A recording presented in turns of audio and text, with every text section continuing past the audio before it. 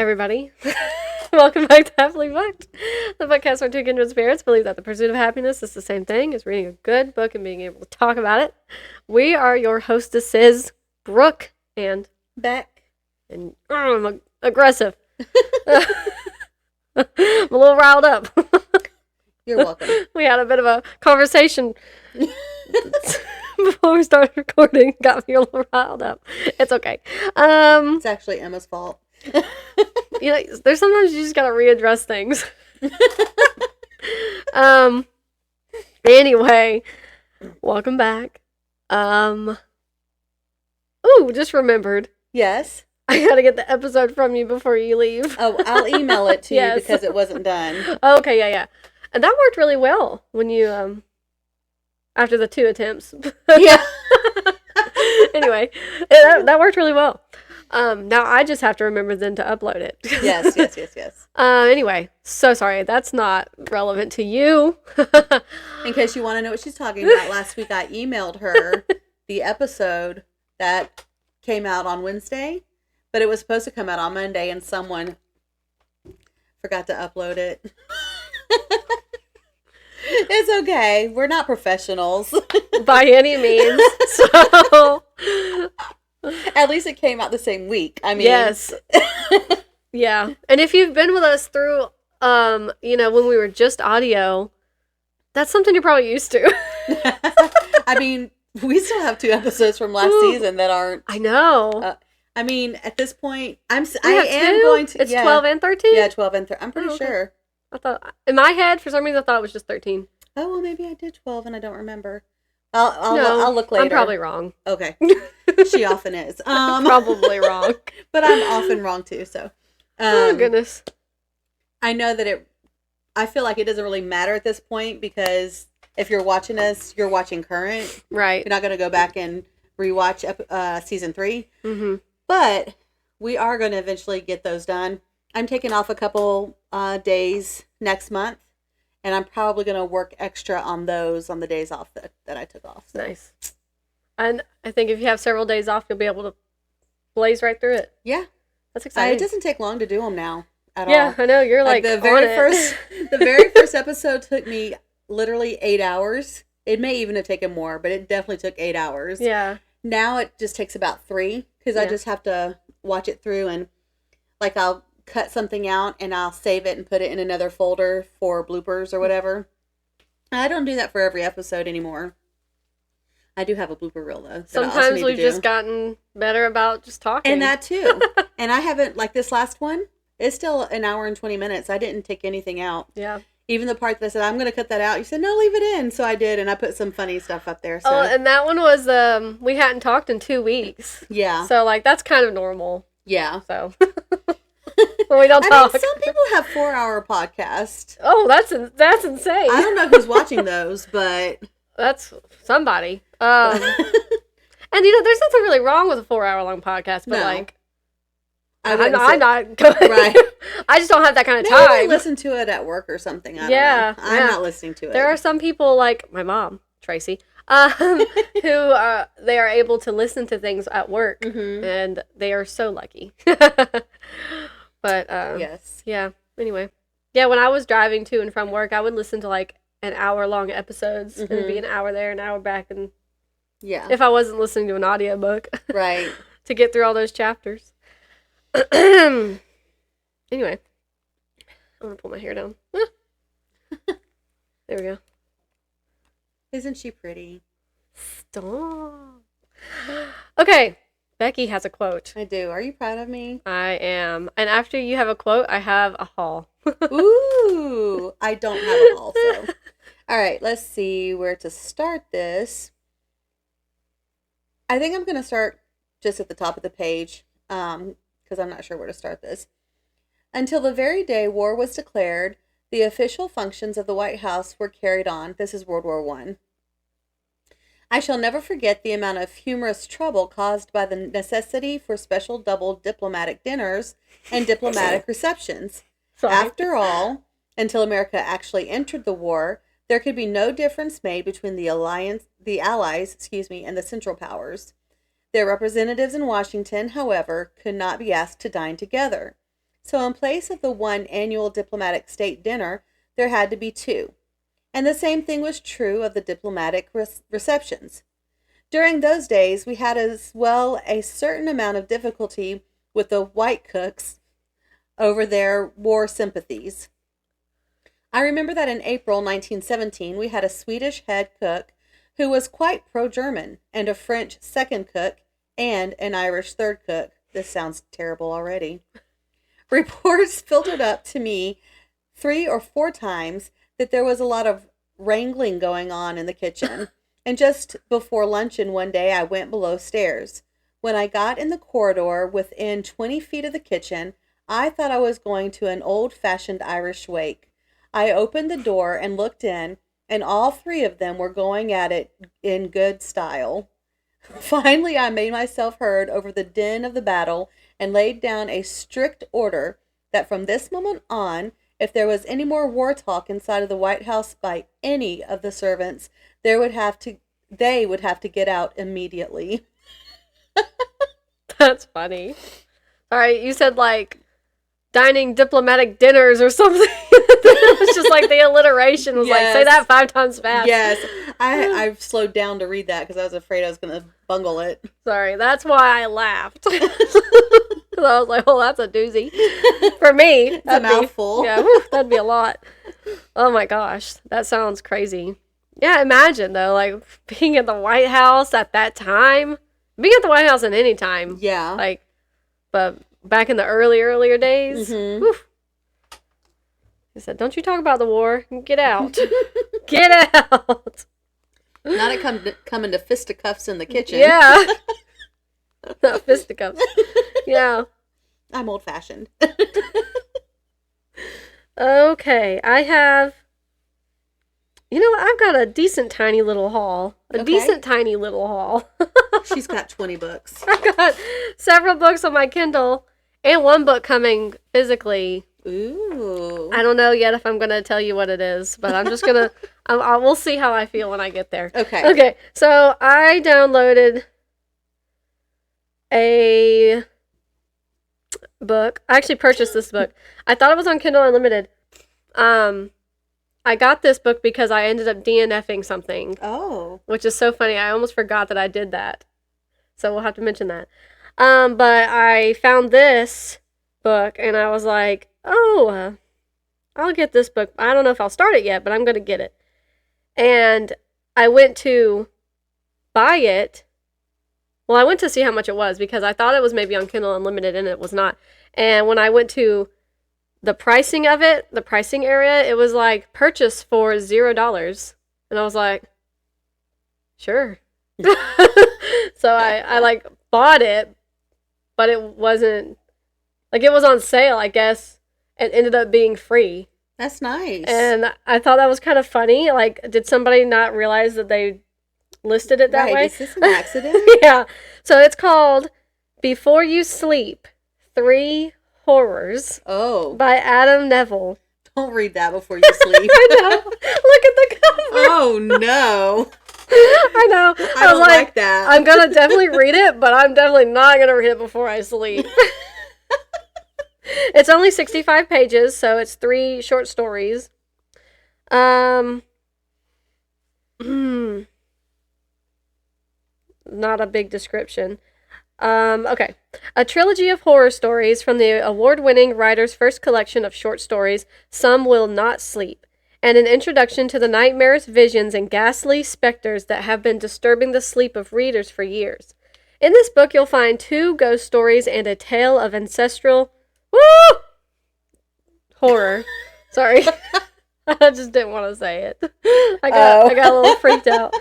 In the big White House. You think if you say that, one's going to show up? No, not really, but you never know.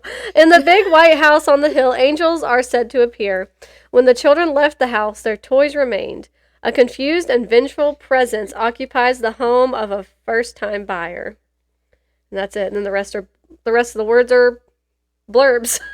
Oh. So, yeah.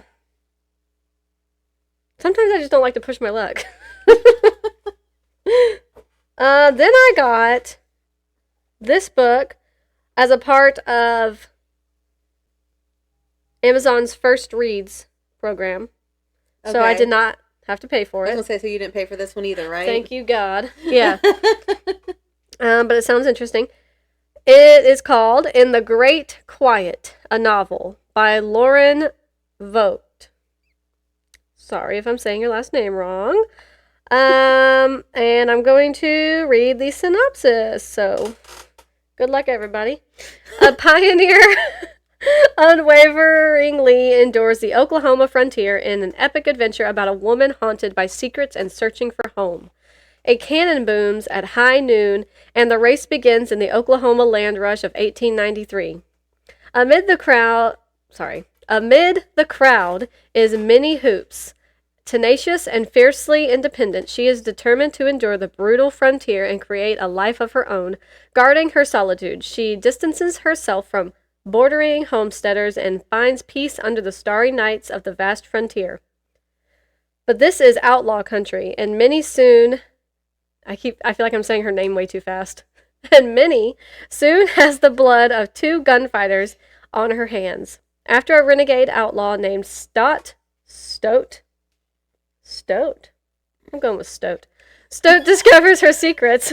She forms an unlikely friendship with him. With each passing season, Minnie's past grows more haunting and threatens the future. She has risked everything to build. Minnie raced into the Wild West alone, but her greatest journey in the frontier wilderness is one she never saw coming. Based on a true story of the author's great-great-grandparents. Oh.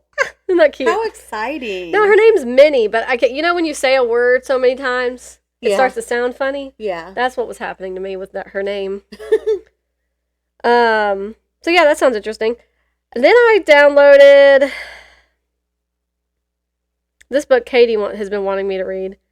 And I've been wanting to read other things by this author, but I wasn't going to necessarily start with this. But I don't know. I just decided to download it. For it. I think she had posted... What did she post? She posted something recently, and she was like...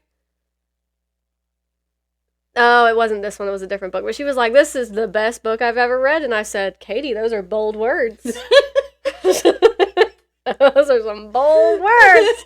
This wasn't it. But, what was it? That one is called My Husband's Wife by Alice Feeney. I've seen that online. Feeney? I'm sorry, her name's probably wrong. Sorry. I've seen that online. Yeah, it's kind of newer, I think. So it's recently published, so it's been kind of blowing up. I've seen it a lot too. I really like the cover.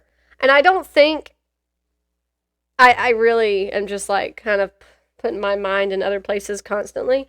But the cover for some reason really makes me feel like it's Great Gatsby-ish, but I don't think the story is anything like The Great Gatsby. You're right. Alice Feeney. Alice Feeney? Okay, I didn't know what I said. And I think we follow her on Facebook. Oh, good. Yeah, so Katie was like, that's the best book. I was like, oh, snap. So she's going to let me borrow it.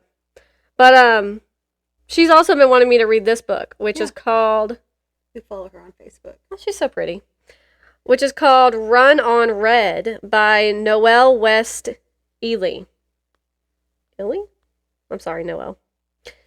I've been wanting to read other things by this author, but Katie read this one, so I was like, maybe I'll read this one first. And this is the description on Kindle.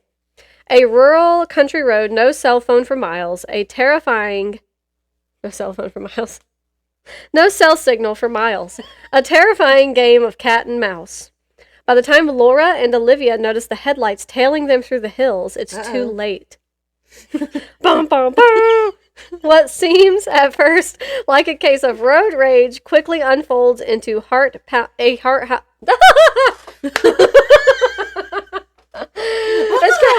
because you got me all riled up before the podcast. A heart-pounding chase.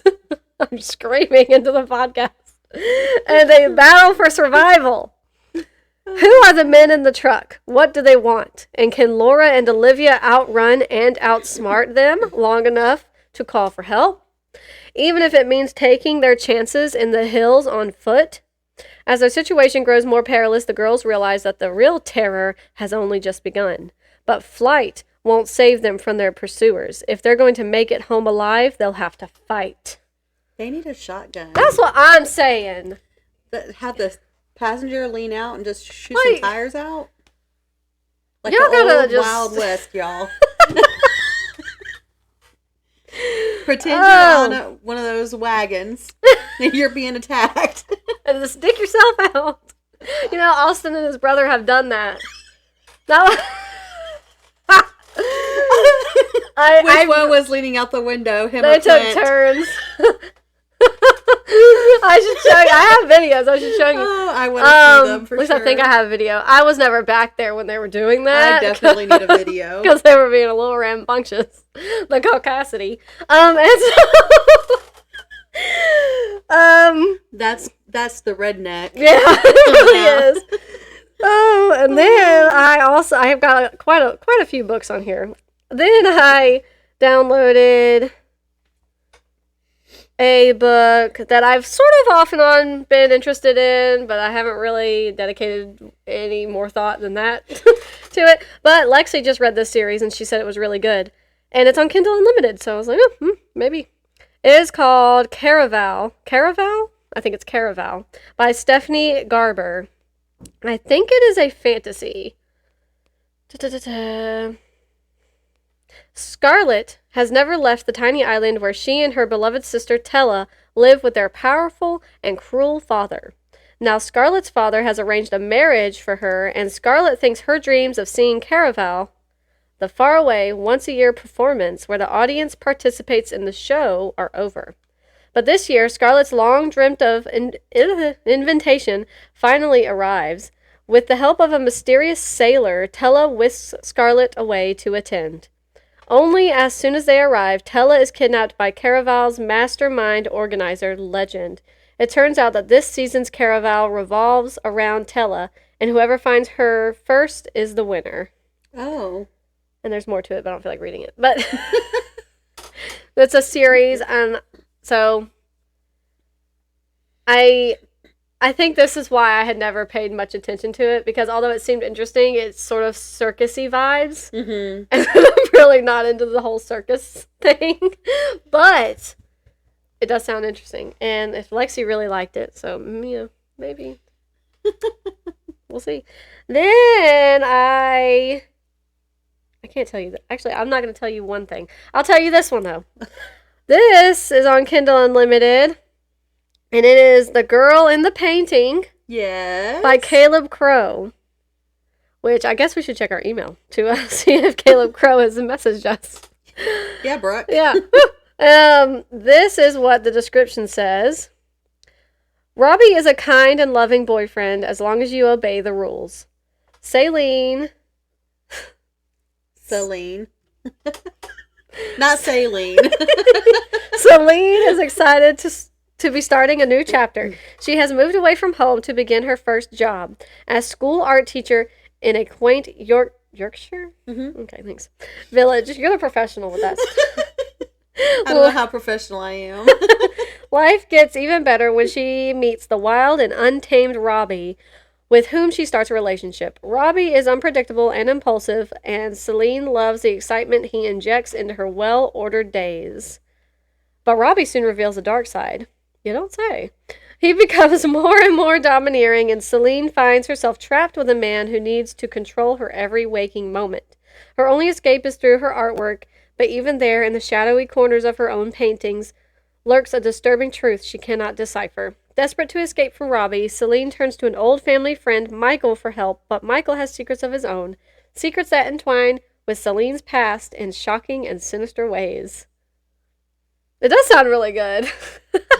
The end of that book? Oh, I might be giving something away. Spoiler. Hold on, Becky. Okay, and then there's one more, but I'm not going to say it yet. So Why not? That's my extensive Kindle haul for Is right that now. the one that's coming, or you just don't want to tell me? I'll tell you in a few minutes. Oh. Okay. Ooh. Excuse me.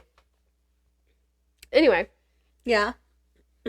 So, have you finished anything since our last recording on the 2nd? Yes. I finished one thing. I tried to make it 2 so badly, but Just not working? No. I understand. I finished... Oh, let me say the title of this book correctly. Hold on. Woo!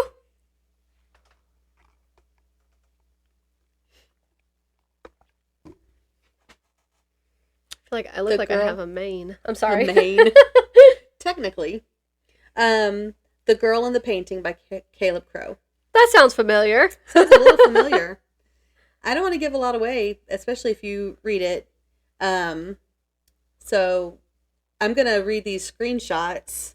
Yeah.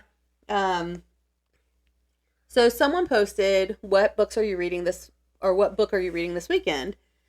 And two of the authors we follow on Facebook, I'm reading their books. So I put, I'm reading The Girl in the Painting by Caleb Crowe, and I'm also reading Specters in the Glass House by Jaime Jo Wright. I tagged both the authors. So Caleb actually commented under my comment, and he said, excellent decision. And then I said, oh my gosh, the part where Robbie puts his hand in Celine's mouth. I put Selena, but I went back and corrected it. Celine's mouth, I was so uncomfortable. And he said, think how she felt. I was pretty grossed out writing it. And then let's see, I put, you're right, she was probably pretty uncomfortable. And then he says, maybe you should invite me onto your podcast to discuss it. So I don't want to give too much away, just in case I sent him our email. Yeah. So just in case he does come on and we discuss his book on the show, I don't want to say too much about it now. But I did finish it. There's a lot of bad language in it. And it's funny because the part that gets kind of like, like really like where you put the pedal to the metal, so to speak, towards the end of the book when everything's happening. I feel like there's way less language there. And that's where I would think that more of it would be when you're like, in the heat of the moment or whatever. In the fight or flight or whatever. Yeah. But the majority of the language is in like the first 75% of the book.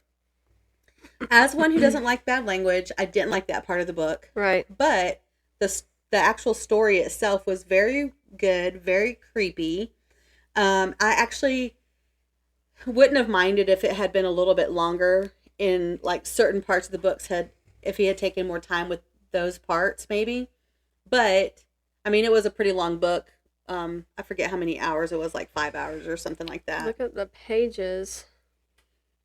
Which of course that can change because if you're listening, you might even increase the speed.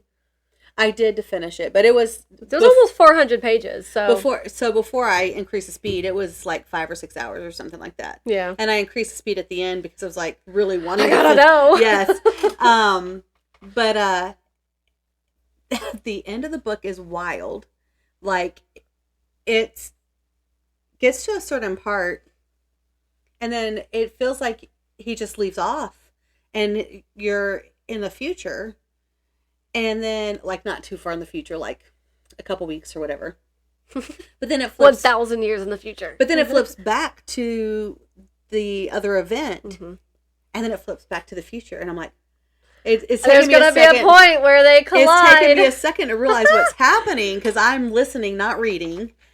And I'm like, oh, okay. I thought I knew what happened, and then the book keeps going. I'm like, oh, that is what happened.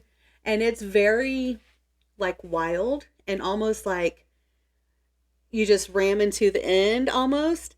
But it was really good, like how it ended, because I was starting to think that this girl had no brains. Yeah. She just randomly tells people things that, why are you telling this person? Yeah. It's hard to root for a character sometimes when they're like, they seem so dumb.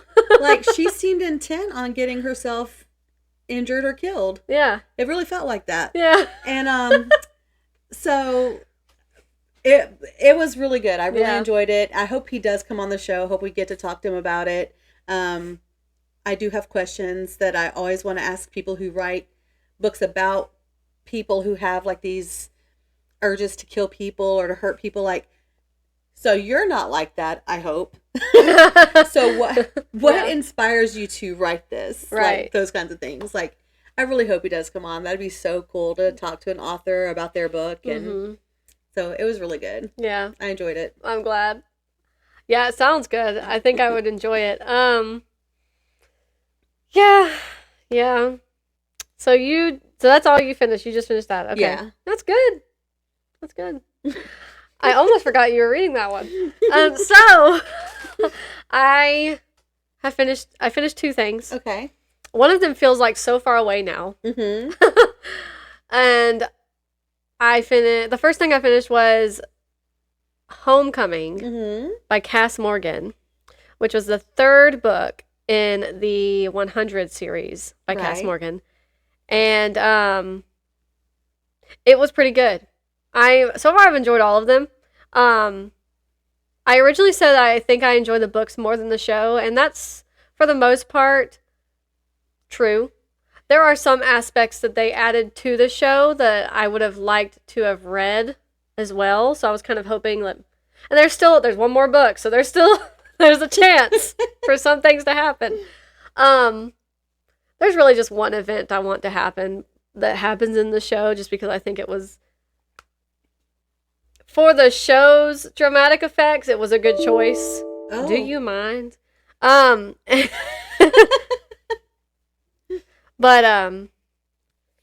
it hasn't happened in the books, and that's not that big of a deal because I still am enjoying the series as it is, mainly because, so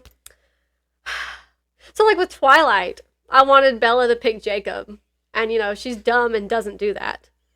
And so I feel like the fact that in the show, Clark and Bellamy, from all that I watched, because I never finished the show, but from what I watched, they had one slight interaction, and then it was just like, nope, never mind, not interested in each other. And like Bellamy's labeled as this sort of complete jerk this entire time, and Clark's like just not interested anymore, and I don't know. It's just absurd because then in the book, their relationship and their personalities are so different, and they're so much better. And it's like they grow and they're mature, even though it's technically YA, but they're so mature. Not that you're immature, but there's not quite as much of that annoying dramatic angst that you can get in YA.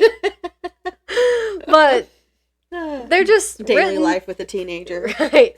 They're just written so well, and they interact so well together. And I really enjoy watching how they all make the choices they make while they're trying to survive on Earth, with knowing now that they were not the only people on Earth, and how they all go about that. It was just really good. What's it called? Homecoming? That's the one I just finished, right? I think that's what you said. She could have ended the series with it. I feel like it ended pretty well. It was well-rounded. I think she could have just ended it, but I am glad that there's another one because I am enjoying it so much, and there are some more opportunities for the characters to grow. So I'm excited to start that at some point soon. I really liked it. I'm really enjoying YA sci-fi.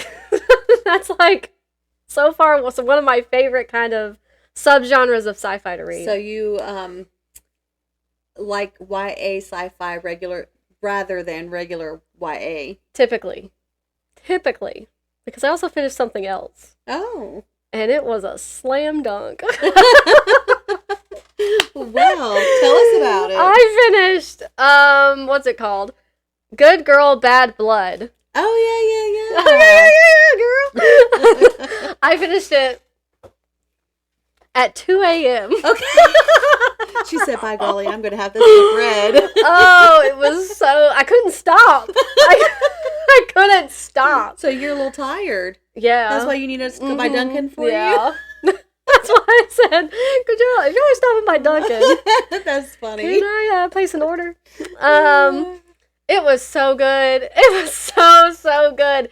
And I finished it at 2 a.m. and I was like, done, out. I'm going to sleep now. I didn't update Storygraph. I didn't update anything until literally y'all were on the way. And I thought, you know what? That's sort of strategically placed because Becky can't see while she's driving.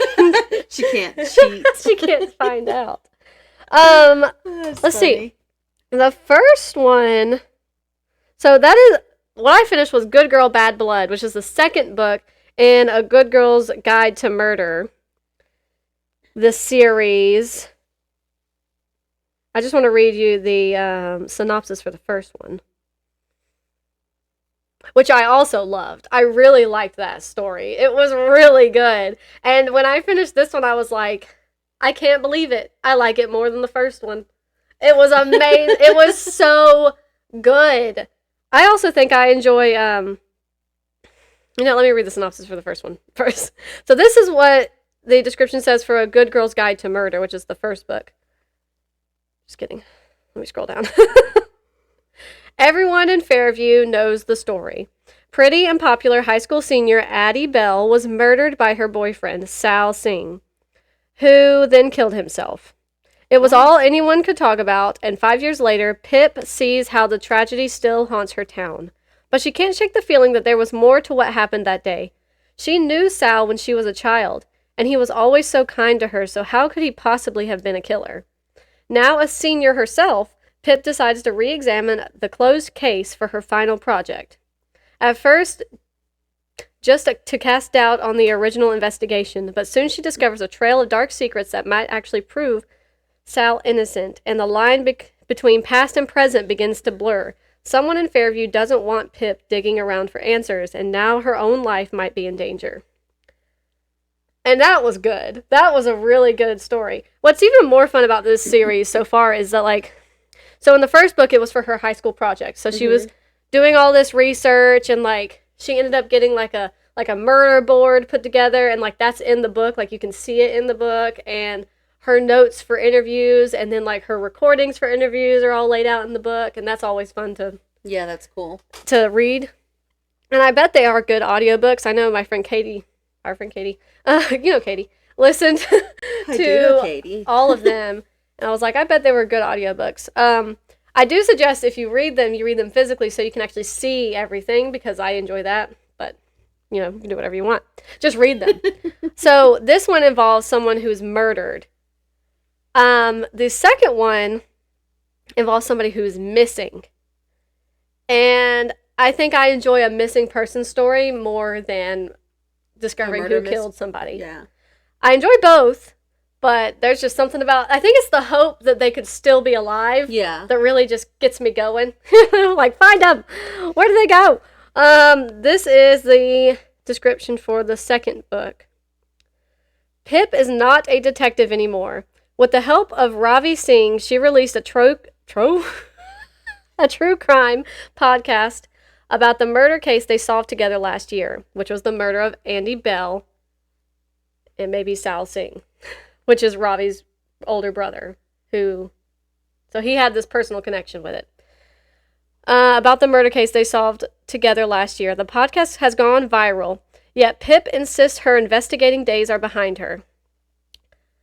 But she will have to break that promise when someone she knows goes missing. Jamie Reynolds has disappeared, and on the very same night, the town hosted a memorial for the 6-year anniversary of the deaths of Andy Bell and Sal Singh. The police won't do anything about it, and if they won't look for Jamie, then Pip will, uncovering more of her town's dark secrets along the way, and this time everyone is listening. But will she find him before it's too late? It was so good, Becky. It was so good. Yeah, I think you should read this series. It sounds like I would like it. It's really good. Isn't the first one the one that Ella has? Yes. Okay, that's what I thought. And if she hasn't read them... I think she's read it. They're very good. Because I think she said, Brooke needs to read this. I'm pretty sure. I think you're right. They are captivating. They are addicting. Because I even felt this way when I read the first one. I was like, I didn't want to stop. But I liked this one even more because of just, the different elements that were being placed in the story versus the first one. And yeah, I think I really enjoyed the hope of potentially finding the missing person alive. So it was like, I've got to keep going. I've got to keep going and find out what's happened. But I think I was about 40% of the way through it when I started reading it last night. And I kept reading it. You were only 40% and kept reading it. Kept reading it. And it was 11 o'clock or so, 11:30, and I got to I'm not entirely sure. I don't remember exactly, but I got to like maybe 70%, maybe like 65%, something like that. And I was like, you know what? I gotta go to bed. I gotta take my contacts out. My contacts are driving me crazy. I gotta take them out. I was like, you know what? I need to go to bed. So I always take my Kindle with me just in case. Just in case. So I got upstairs, snuck into the bedroom because Austin was asleep. Took my contacts out, plugged up my phone, got under my blankie, and then I was like, maybe I'll just read a little bit more. I got my Kindle. I went under the covers, opened up my Kindle. I couldn't stop. I couldn't stop. I was like, I even found out who the bad guy was, but then I still couldn't stop. I was like, I've got to see how this plays out. Holly Jackson, she must get some sick pleasure from messing with my emotional stability. Personally.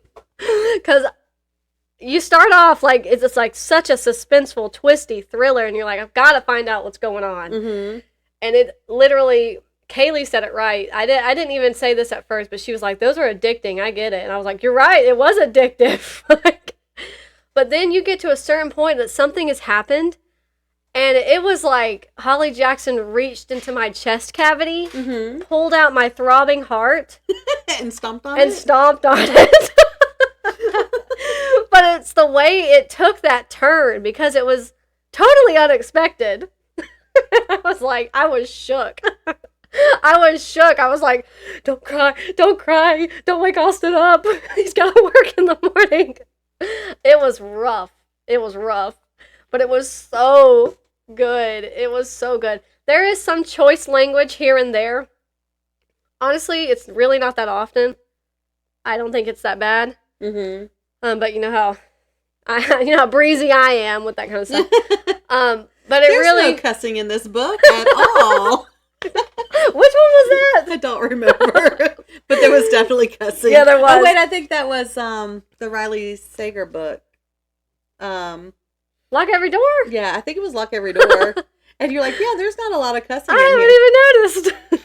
There was cussing in this. But I did try to pay attention to whether it was frequent, and I personally don't think it was that frequent. Yeah, it was really, really good. And I then immediately purchased the third one on Kindle. That is funny. Which is what I wasn't going to tell you yet. Okay, because it's the third one in the series. That makes sense. And that one is called, I'm pretty sure it's called As Good as Dead by Holly Jackson. And I think that one becomes, like, Pippa is her name. They call her Pip and Pippa. I'm just going with Pippa. Oh, Pip's probably just short for Pippa. Yeah. So, and I can't help but think of Pippa Pig. Peppa Pig. Peppa Pig. Yeah. Get it right. I know. Peppa Pig. Oh no. So the first two books, she's deciding to do the investigations, but I believe in the third book, it becomes personal and mm-hmm. somebody starts to threaten her more intimately. So I don't know, man. Holly Jackson's writing blew me away. It's blown me away twice now. It has been so long since the last time that I literally couldn't stop. Mm-hmm. It was like a problem. Like I couldn't stop. I needed an intervention. And I could not put down the book. And, we just did that A to Z book tag where yes. one of the questions was sort of like that, like which yes. one kept you up too late or whatever. And I was like, The Girl Who Was Taken by Charlie Donlea, which is also very good. But I had self-control with that one. I could put that one down. Once I found out who the bad guy was, I was like, all right, I'm going to sleep. I'll finish it tomorrow. Nope, found out who the bad guy was. And I sort of guessed who the bad guy was in the story. And so I was like, oh, I sort of guessed it. Good for me. But honestly, it was just a guess. There was no real evidence behind it for me to, actually claim that. So we know how you are. Yeah, I get a little crazy. There was also some parts of this book where I was like, that was creepy. There's a catfish element to it. Oh. And I really enjoyed that as well. I thought that was very fascinating and creepy. So she ends up getting the number to this person who is a catfish and messages her, him, them, and it doesn't matter. And so, completely anonymous. This person shouldn't know, and they respond back, "Hello, Pippa. You're getting closer." And I was like, "Oh, I'm leaving." Like, I could not. I could not. And I kept making notes throughout the story. On the Kindle, you can like highlight and then make a note. And I was like, "Nah, it's not this person. Yeah, this happened, but it's not them. It's not them." And then while she's trying to piece together clues, I was also trying to piece together clues. It was crazy. It was crazy. It was very, very good. I really liked it. Really liked it. I can't read the third one right away though, because I've got to read something else. Yeah. So, what are you trying to tell me that those are the only 2 books you finished? Yeah. That's a lie. You didn't finish Missing in Flight? You texted me Wednesday. Oh, was that before? Was that after? That was after Monday. Oh my gosh. You texted me Wednesday and you said Missing in Flight is crazy. I did. Dun, dun, dun. So I read 3 books. Oh yeah. You know what's funny? So I went here. Load. I went to Recently Read. Actually, I didn't even click on it. And I was like, yeah, okay, uh-huh. And that's as far back as I went. Like, I was like, yeah, okay, I'm pretty sure. Because Missing in Flight, yeah. I finished it the day after we recorded. Yeah, you texted me and you're like, Missing in Flight is crazy. That was really good.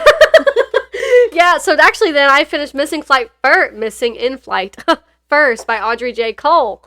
Then Homecoming by Cass Morgan. And now Good Girl, Bad Blood.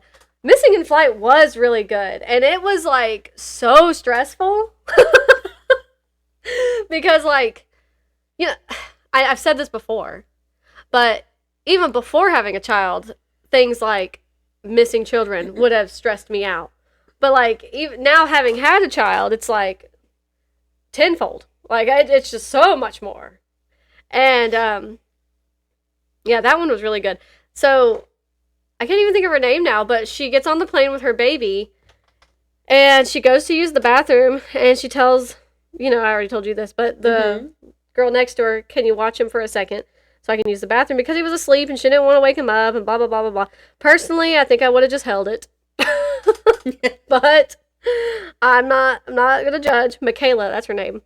And, so she gets up and goes to the bathroom and comes back, and she looks into the bassinet, and he's gone, but somebody placed a pillow under the blanket. There we go. I knew you were going to get it. It's just,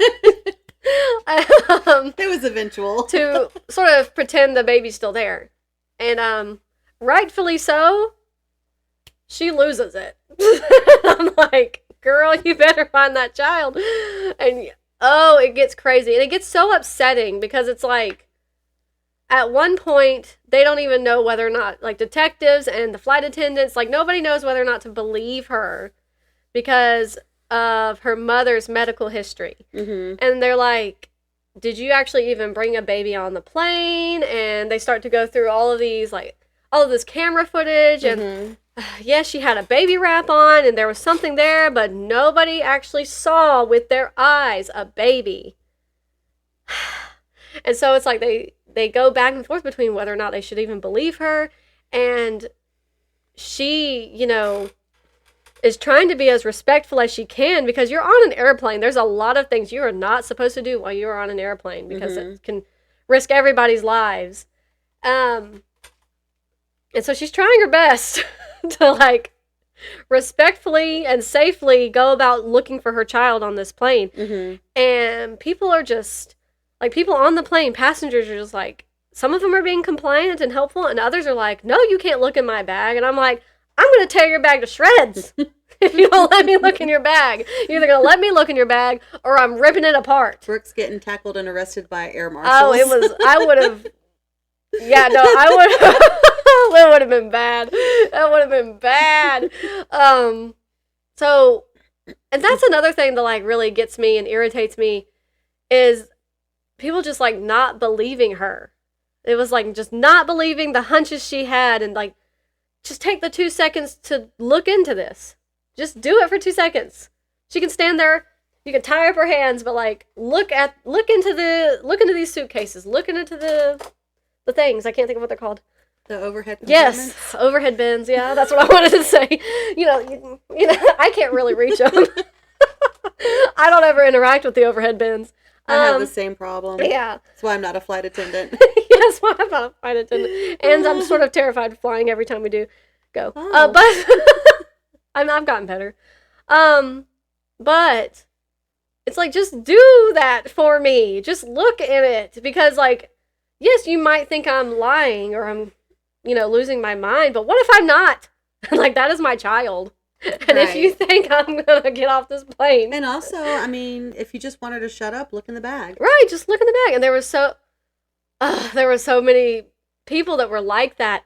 And I kept thinking, if you don't let me look into this thing right now, I'm going to lose my mind. One of them was a dog carrier, like a mesh dog carrier for a small dog. Mm-hmm. And they were like, oh, we just got her, like, sedated to sleep on the flight. Like, we really don't want to wake her back up. And I'm like, wake her back up.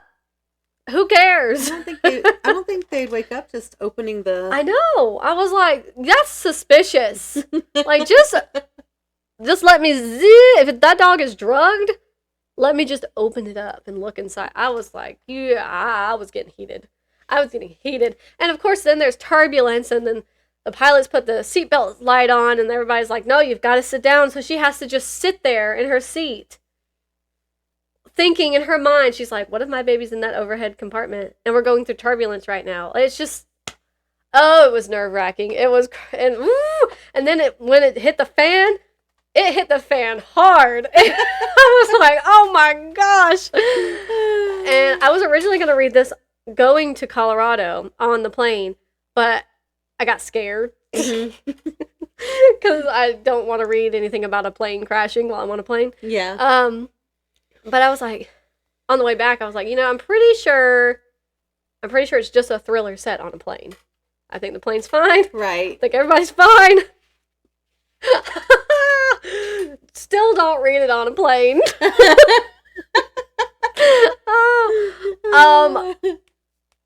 Most everybody's fine. Oh. But it does get to a point where it was like, oh, I'm kind of glad I wasn't reading this on the plane. Oh. So, it's not as bad as some other plane thriller books, like the ones by T.J. I don't know if it's Noonan or Newman. I can't remember. I really like that author's books. Newman. T.J. Newman, who wrote Falling and Drowning, which were very good. I remember you talking about those. Those were really good. Plane thrillers where something is happening with the plane. And it's like survival thrillers. And she just came out with another one called Worst Case Scenario. And I had said, was it you I had this interaction with? I don't remember. And I was like, I think it was Katie. We went to a Barnes & Noble recently. I think it was Katie. And I said, yeah, I haven't read it yet because I was scared to get on a plane and read it. And I think the cover has a plane with the engines on fire. Oh. And so I found the book in the Barnes & Noble. And I picked it up. I was like, yeah, it's this one. And I said, oh, not only are the engines on fire, the wings are falling off. Oh. Not going to read that on a plane. Yeah, you probably don't want to read that on a plane. So, I'm excited to read it at some point, though. I think it's probably going to be very good. I really liked the other ones by T.J. Newman. I liked this one, though, Missing in Flight by Audrey J. Cole. And she commented on something. She did. She said, I hope you enjoy it. Was it on Facebook? It was. Okay. I was like, was it Instagram? I don't remember. Yeah, and I actually plan on reading her. She has several other books. I think like 2 more novels set on planes. I could be wrong. But I do plan on reading Final Descent, which is a short story or novella. I don't remember exactly. And I think I said short story on Facebook, so I hope that was right. But I definitely plan on reading that as well. That's crazy. I finished 3 books. And I'm looking for her comment. I can't believe that. I think it's this one. Yeah, she said, hope you enjoy Missing in Flight. Yeah. Is she threatening me? You're going to be in her next book. Oh, man. Yeah, that was a really good one, too. I was like, I'm trying to get Katie to read that one, so, because I thought she would enjoy it as well. But yeah. Yeah. That was good. That was a good one. I really like that one, too. Oh, I was like, why is the house growling at me? Stetson's running back and forth, isn't he? Yeah, with the walker. Have you ever seen the old CGI cartoon movie Monster House? I think I have. I'm pretty sure I have. My mind went straight to Monster House when 2006 film. I've also seen. Yes. Love that movie. That's what I thought of for some reason just now, like the house is growling at me. I've also seen Amityville Horror. Oh my gosh. You've seen Amityville Horror? That's probably why I don't like to watch those kinds of movies.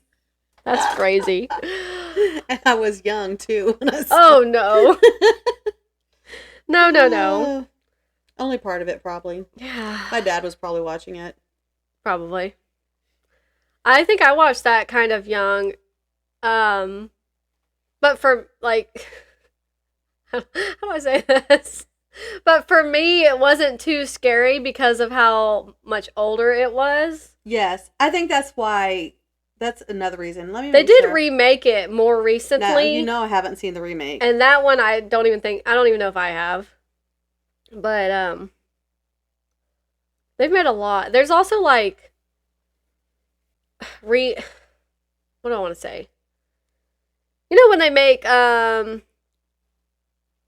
not documentaries, but like reenactments. Yeah. But they're not, it's not like an adaptation. Does that make sense? Yes. I don't know what I'm trying to say. They've done that on Netflix. Like, my first one that comes to mind is like the O.J. Simpson case. Mm-hmm. Where, all I can think of saying is it says Ross Geller was the lawyer, but the defense attorney, I think. I'm probably wrong. I'm not remembering any of that right. But so, yeah. Anyway, okay. So yeah, I finished 3 books. That's crazy. Thanks for reminding me that. It's my pleasure. That was a really good book. Like, that's a really good thriller, and it was on Kindle Unlimited. So yeah, I'm pretty sure. I'm looking out for you other Kindle users, trying to. And I think the same thing for me. Like, I used to watch. I think I might have watched it on TBS by myself because I mean. Yeah, I think this is the version I originally watched. Yeah. I've definitely seen this. And I probably watched it on TBS. And I used to watch, and it's not as bad as horror movies now. No. Horror movies now? I'm having a hard time watching them. But that's probably why I watched it, because it was... I already never enjoy watching horror stuff, especially newer horror stuff, by myself. Mm-hmm. But then me finding somebody who will watch horror stuff with me is hard. So it's like, I'm at this point in my life, and I'm not going to watch horror stuff around Stetson. Like, they can get pretty graphic. Yeah. And he understands when things are injured and stuff like that. Like, it upsets him sometimes. Right. Even if it's like a cartoon. So I'm not going to do that. But then I'm not going to watch it by myself. I'm not going to do that. I forgot I had watched that until I was editing last night. And we talked about something, and I was looking for the screenshot of the book. And underneath, it was a bunch of Stephen King books. And then it was Amityville Horror, which is not a Stephen King book. Right. But it was, I guess, because it's the same type of book. And I was like, Amityville Horror? I'm pretty sure I've seen that movie. That's the only reason why it was in my head. That's funny. But that's funny. Anyway. That's why I have to read horror more now than watch it. Because I can always read more stuff. But then, if it's too scary, I can't read it at night. Right. Because I'm a big baby. Because once again, I'm alone in the dark. Anyway.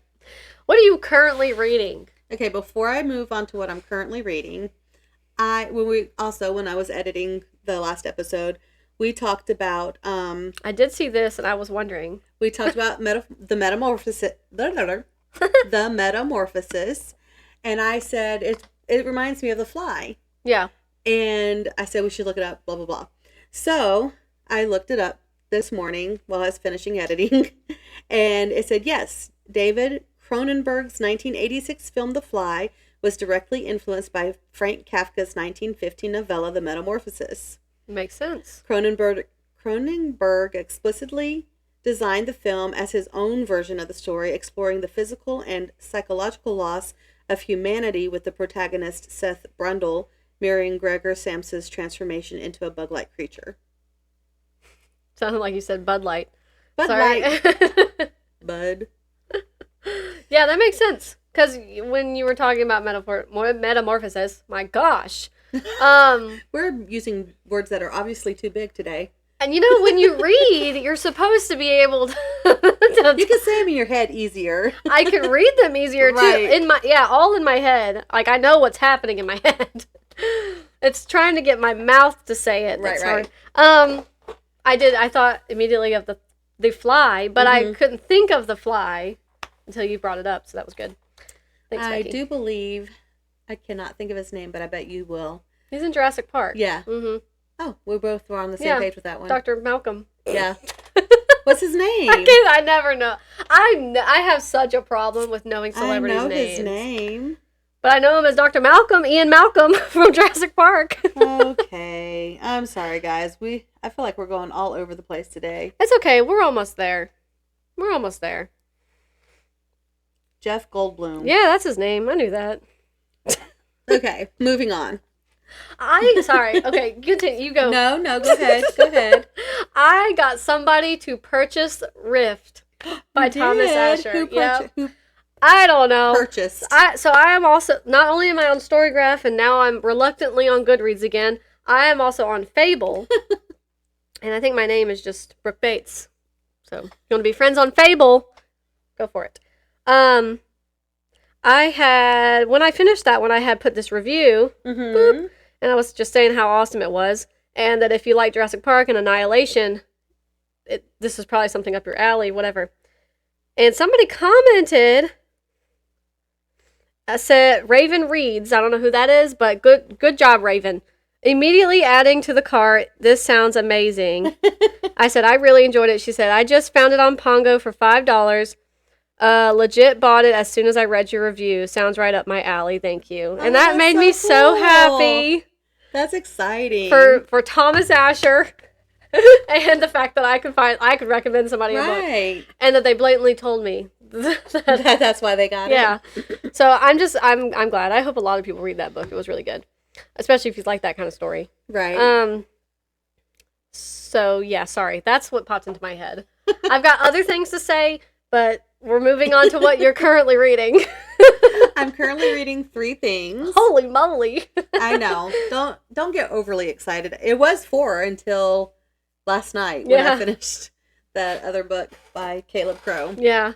I'm reading Leviticus.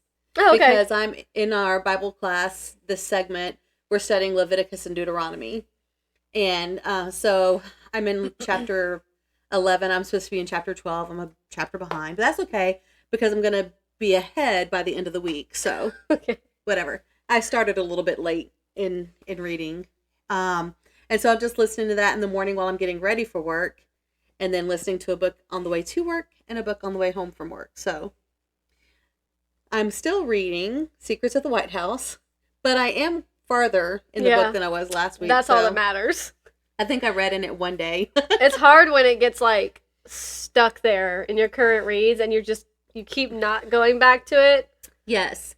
Well, and part of the reason was like I could have read last night in it, but I was really wanting to finish The Girl in the Painting. Yeah.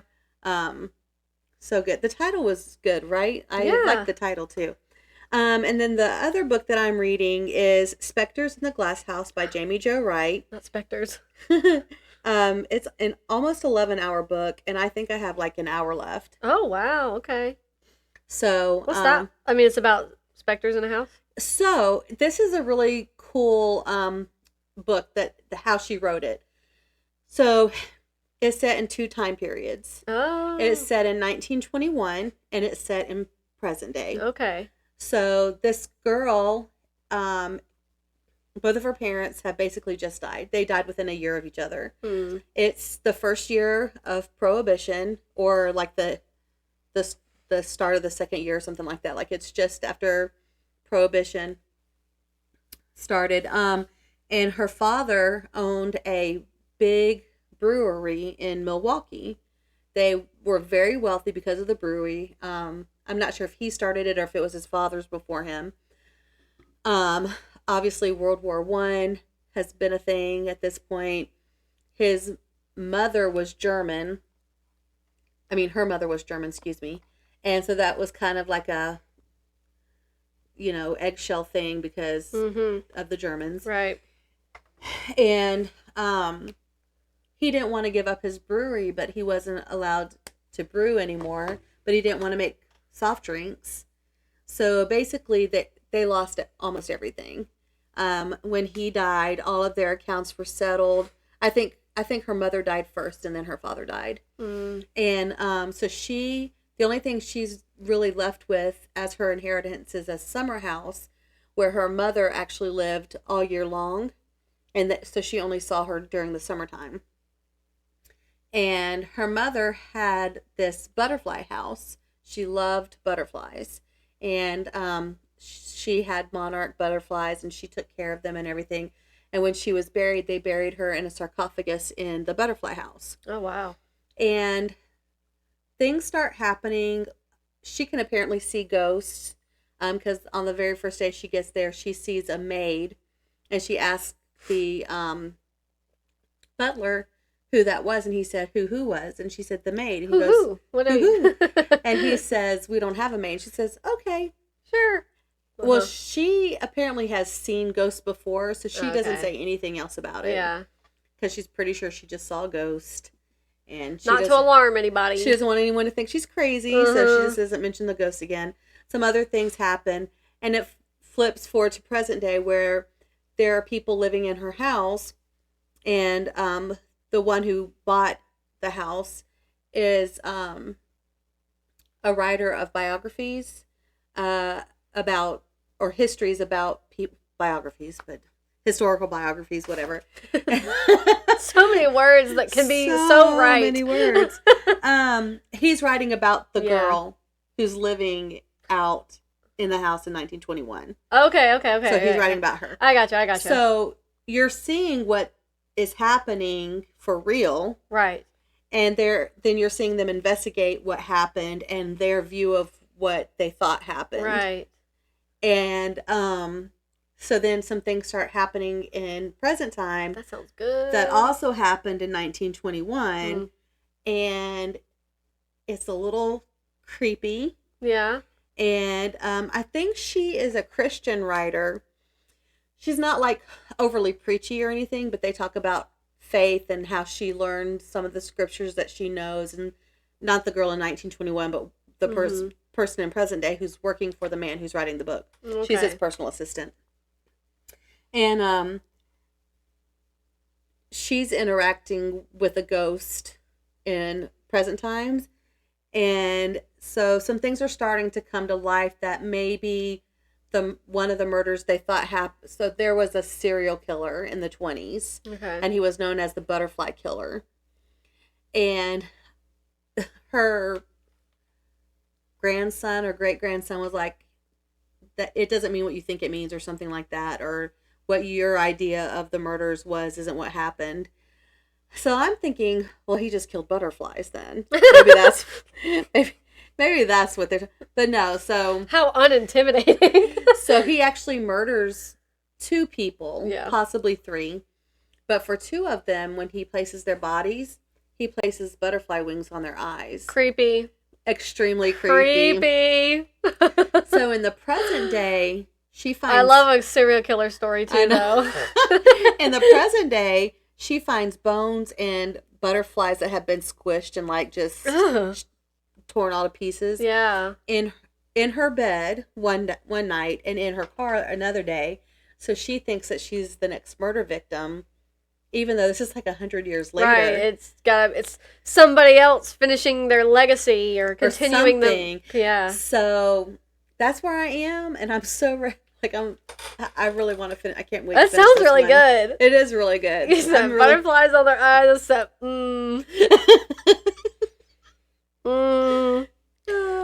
some of y'all really don't see the benefits of owning a gun. And, I'm sorry. Sorry. Anyway.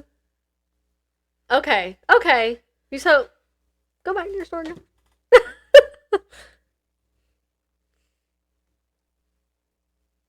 No pressure. Oh yeah, in Leviticus, right? Okay, and then Secrets of the White House. Okay, yeah. Okay. All right. I don't know. I got invested when you were talking about that one. So. Well, that's the most exciting one. I'm sorry, God. It's not more exciting than Leviticus. Oh no. But there's a lot more going on here. Yeah. God understands. He understands. He understands. I wasn't in college long, but but we did a thing like regarding secular fiction and how no matter what you read, it can actually strengthen your faith in God, and whatever you read, you always come back. So, how it can actually build on that, right?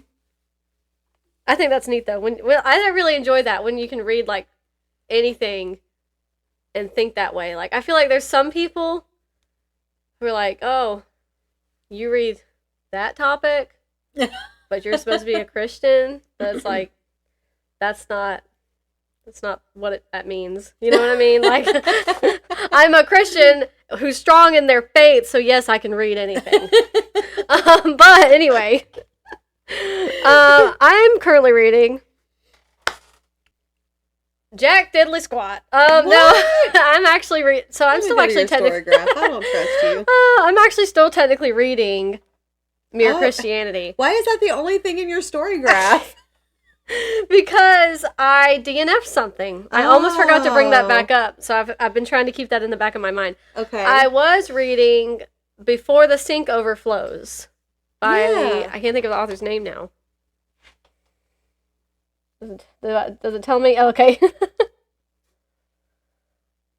We'll just use your phone. Yeah, okay. I was gonna say that name by Drew G. Rosen. Rosen. I'm gonna go with Rosen. And I had said that the first two stories were like way too short. Yeah, you did say that. Like when you can't like emotionally connect on any level whatsoever, or even you're not even there long enough to be interested in what might be happening, and then it's over, like that's way too short. Like that's a poem. You know what I mean? So and then the third one was really interesting, but I went to like sit down and read, and I was like, you know, I'm just really not feeling it. I'm just not feeling it. Yeah, I was like, I want to read. I wanted to read the 100 books, which is what I ended up doing. So I wanted to read like sci-fi or something else like that. You're like, forget this one. I didn't want to read real world stuff, so real life things. But the third story was really good, so I do think there's hope for that story, for that book. It's not, I don't think it's bad, but I never finished it. I DNF'd it. So, that's the reason I ended up hauling Before You Sleep, the scary one, because it has before in it, and that was Before the Sink Overflows, and that all ties into the buzzword challenge. Yes. That you're trying to actually complete. Yes. So I was like, well, and that was the only one I had that had before in it. And the prompt is before or after, but I wasn't bothering to look for anything that says after. Yeah. I have a book upstairs, actually, that has the word after in it now that I'm thinking about it. But, this is also a short story collection, so I was like, okay, 65 pages. Scary looking as all get out, but yeah. We'll see. Very scary looking. So, yeah, I ended up DNFing that, and I'm still just reading Mere Christianity, and I really need to focus on that a little bit more so that I can, like, be done with finish it. Yeah, not be done with it. And, like, yeah, I know. Like, learn from it, gain some perspective from it, something. I really enjoy it, what I have read. And it's a great audiobook if anybody wants to listen to it, because he reads it himself. That's doubtful. That's doubtful. That's not, I think, I was just going. I wasn't even thinking. They have a very lovely English accent. It's an older man. But no, he does not read it himself. What's it called? Mere Christianity. Does he sound like a fine babe? Not that nice. Different kind of nice. Because more like you could fall asleep because whoever was reading that one book that Emma heard. Yeah. His lovely voice. Julian Rend Tut. I don't know. I don't know who that is, but he has a very nice voice, a comforting voice. Somebody needs to do, like, you know how they have IMDb for, like, all the actors and movies and things? Yeah. Somebody needs to do something for people who read books so we can, those of us who are nerdy like that and want to know. Yeah. So if anyone's listening, please do that. Well, I enjoy when, I haven't listened to audiobooks really a lot lately at all, whatsoever. And so, but when I would stumble upon narrator after narrator that I've heard from other books, and I was like, I know this narrator. I love it when I you can love look and this see, person's narrating like, you can skills. click on their name and it'll show you everything they've narrated. I enjoy that. I love figuring it out. I want to see their faces, though. Like, I want to know what they look like. Right. Are they as handsome as their voice is? I don't know why I need to know that, but I would like to know. I need your address. I am looking for a Scottish husband. Specifically. That's another thing. Specifically. I said specifically. Yeah. In Good Girl, Bad Blood. Also in the first one, really. It's the characters. Ravi and Pippa end up working together in the first book. Mm-hmm. He's related to Sousing, who allegedly killed Andy Bell and then murdered himself. Mm-hmm. They end up figuring that first one out together. Then between books, they become an item. Mm-hmm. They are so cute. They are so cute. But the that's just another thing. Like her writing with the characters and how they all interact with other people and stuff. Like it's just very, very well done. Very realistic, very relatable in some things, very witty. I just love it. It was really good.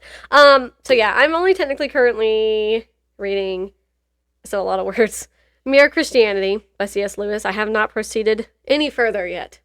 I cannot read As Good as Dead by Holly Jackson yet because I have to read The Intruder by Frida McFadden. For book club. For the book club, which is, you guessed it, tomorrow? Next Tuesday. Oh, next Tuesday. I hope it's not tomorrow. Like, I'm not coming, guys. I'm not reading that book in that. One day. Yeah. It's relatively short, though, so I think I'll be able to finish it and then move on with my other reading desires. Yes. Yeah. I think that's it? That's about it. So yeah, I need to read The Intruder by Frida McFadden. Then I want to read As Good as Dead by Holly Jackson. And then I want to read Rebellion by Cass Morgan. Mm-hmm. And then I'll be done with that series. Mm-hmm. And you will have completed a series. I know. Isn't that amazing? I need a pizza party. Then we could have one next week. Oh, we should. I love pizza. I know Ella had that pizza and was like, ooh, I just remembered how much I love pizza. I'm gonna eat your pizza. But then when I finish As Good as Dead, technically that's finishing that series. Mm-hmm. But there is one, I think, short story as well called Killjoy. That's in the same town group of characters, whatever. Yeah. I'm like, maybe I should go back to the Murderbot Diaries, because there's still one book and then a book that's about to be published. But I don't know if I care enough. I just don't know. You know, reading the 100 series keeps making me go back to the Chaos Walking trilogy, which was the YA sci-fi series about this young man. Let me see if I can remember it. This young man, he's in a village of, it's like just men, and nobody knows what happened to the women, but they allegedly all died out, but the men can hear each other's thoughts, like they're just said audibly. And Better be careful what you think. That's what I'm saying. And so he's like out in the woods one day with his dog, who also, you can also hear the dog's thoughts. Mm-hmm. That was really fun. That's like how the first book starts, and it was fantastic. It was a fantastic way to start the book. It was so funny. And he's out in the forest, and he finds like wreckage of sorts, and then runs into a girl. Oh. And they end up, going through this whole crazy sci-fi adventure of like, well, why isn't there any women in the village? What all happened to them? And at a certain point, at a certain age in the village, the men have to be sent off somewhere else. And it's like, nobody's being told anything. You just have to do what I say. And you find out like why they can all hear each other's thoughts, like, or like why their thoughts are said out loud, but women are silent. Like, you can't hear theirs. Anyway, but I just remembered how much I enjoyed that series and how I finished the first book and I immediately had to have the second book and I immediately had to have the third one. And then how the third one ended on such a crazy cliffhanger where you don't know what happened to your main character. I got mad. But then you read the short stories that are with those books and there's closure. There's closure. Okay. Anyway, so yeah, I think I just really enjoy YA sci-fi is what I'm saying. Is my point.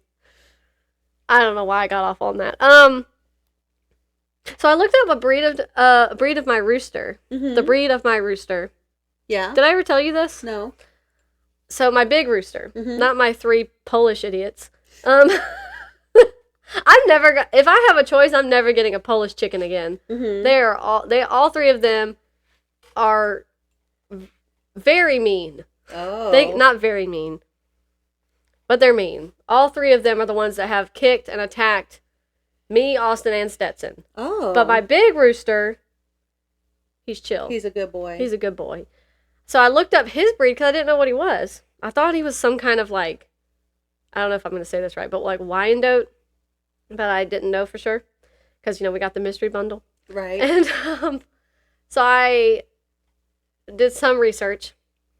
And he's actually a Chanticleer rooster. Oh, Chanticleer. Isn't that funny? I have been meaning to tell you this for like a month. That's awesome. Isn't that funny? And then I looked up, so, because we had talked about the Canterbury Tales. Mm-hmm. And then I had hauled that book. The Book of the Dun Cow, I think. And one of the main characters is a rooster who's in charge of stuff, and his name is Chanticleer. Mm-hmm. Chanticleer, whatever. And yeah, so like I looked up just like more about that breed, and they're known for being kind of large and very well-mannered with people. Mm-hmm. And I was like, huh. So now when I go out there, I call him Chanticleer. Nice. I don't know what. I've been meaning to tell you that. I just call my chickens girls. Hey, girls. Yeah. Yeah. I mean, we have 31. Nice. And Austin's aunt has been having issues with her chickens, with them being killed. Oh. And she's down to 3, but she's gonna just get, like, she's done after these 3, whatever. She's done with chickens. And Austin was like, do you want us to just take them so they don't, like, get killed by something?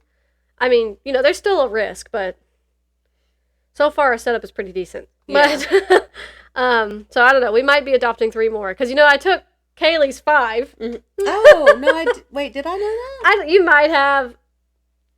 You have something right here. Do I? You got it. Good. You didn't tell me. How dare you?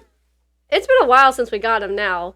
But they were moving, and they couldn't take the chickens where they were moving. Okay, I may remember that. So that's how we ended up with 31. Right. Because it's like, okay, we have 20, and then we have our 6, and then we have 5, her 5. So now if we get 3, we're already drowning in eggs. Right. We've been getting 18 a day. 18! It's okay. It's fine. That's good. It is good. That's a good thing. I'm glad. We are excellently blessed. You should take up baking. Yeah, I know. So I'm forcing eggs on people, basically. Yeah, so if you want some eggs. You know, Okay. I'm not going to force them on you. Yeah. Because you might not need the eggs. I only get 2 a day. So My ducks almost always hide theirs now. Quackers. I just found a whole bunch of them, and I said, oh, that's where they are. Okay. So when we were out of town, Megan and Justin so graciously tend to the animals while we were gone, and got the eggs. And I wrote down directions and stuff, because sometimes things change from the last time somebody stayed, whatever. And I said, most of the eggs are going to be in the original laying boxes. Almost all of the new chickens go in there now. There are some other laying boxes inside the run. There might be 1 egg in there. We just need to take that thing out. So then I said, but you also might need to check in the goat stalls. Sometimes there's an egg or 2 in the goat stalls. Most of the time there's really not. So they did. They looked for the eggs. They got eggs.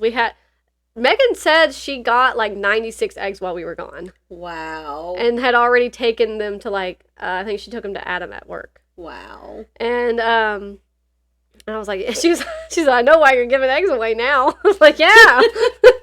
They just keep pooping them out. And so I went out there, did my thing. Oh. Did my thing with the animals and stuff, put everybody away. I do my rounds. I look for eggs just in case. I found like 8 or 9 eggs. All this from the same 1 or 2 chickens. Behind something that was propped up against a wall in the goat barn. Because I saw one, it was on the outside. And I was like, oh, let me go get that 1 egg. I came around and I was like, what is this? So I was like, oh my gosh. All of them were relatively dirty. Because if they're laying in a spot that's not very clean, they're going to come out and get dirty. So when they come out, and when they're pretty dirty like that, I don't tend to give them away. Mm-hmm. Because I'm not going to wash them so they last longer. Right. Unless they're going to go right in my fridge, because we go through them pretty quickly. So I'll wash mine. So I was like, okay, I'll keep all the dirty eggs and wash them and use them. But I was like, oh man. They did what they were told. They looked for the eggs. They just didn't think they had to look probably right there. Behind things? Yeah, like right there. So I didn't know they hid them. They can, man. I'm like, what in the world? So 2 other instances. I was about to tell you one, but I just thought of another one. We had hay from the hay ride that we did for Stetson's birthday party, so we put it on top of the barn, and Austin will get some down every now and then when we have to do whatever we have to do with the hay. And so we got one down, but we didn't really need to use it, so we put it up on a shelf in one of the goat stalls. I can already kind of see where this is going. I couldn't see up there, but I had known some chickens, even when the shelf is bare, there's a chicken or 2 that likes to sit up there, and I'm like, you dumb bird. That's not soft at all. It's going to roll right off.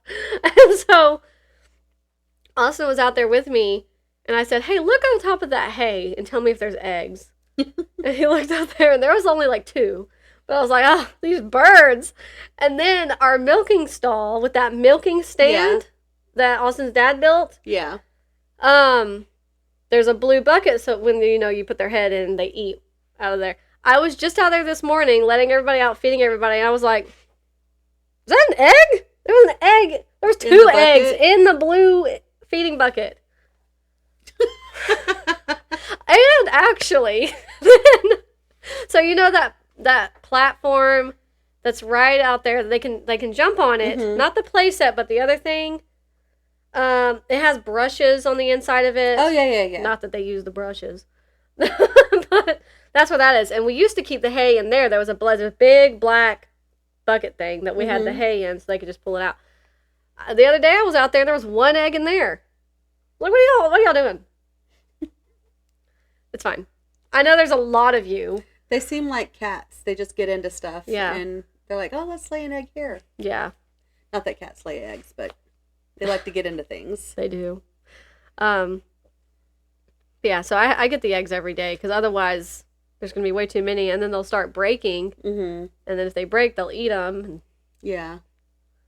Make a mess, attract ants. So it's fine. It's okay. I don't know. Sorry, guys. So yeah, that's all. This podcast is also about homesteading and yarn. And that's all I'm reading. Thank you. Thank you for listening. Is that it? Yeah, that's it. Well, Thank you, as always, kindred spirits, for listening. It's wonderful to know that there are so many of you in the world. We hope that you enjoy this episode and that you like and comment. And if you're interested in any of our merchandise, let us know. And also, please don't forget to check out Sideways Sheriff. If you ever want to go to a drifting event, he probably keeps up with telling y'all when there's events. Oh, I'll go ahead and say something. Yeah. There's an event. See? On the 22nd, that's a Sunday. Okay. At Atlanta Motor Speedway. Oh, okay. Whatever. Echo Park. Yeah. It will forever be Atlanta Motor Speedway. Yeah. So that's where, he said, I think it starts at 1. Okay. So there you go. If you are in the Atlanta area, which it's not technically in the Atlanta area, but if you know where the Atlanta Motor Speedway is, then there's a drift event on the 22nd of this month. Mm-hmm. So awesome. Check it out. And they're a lot of fun. One day I'm going to go. Yeah. And I'm going to have a ride. And that's really all that we have for today. Until next time, stay happily booked. Bye. Bye. Sorry, I'm like, what am I doing? Push.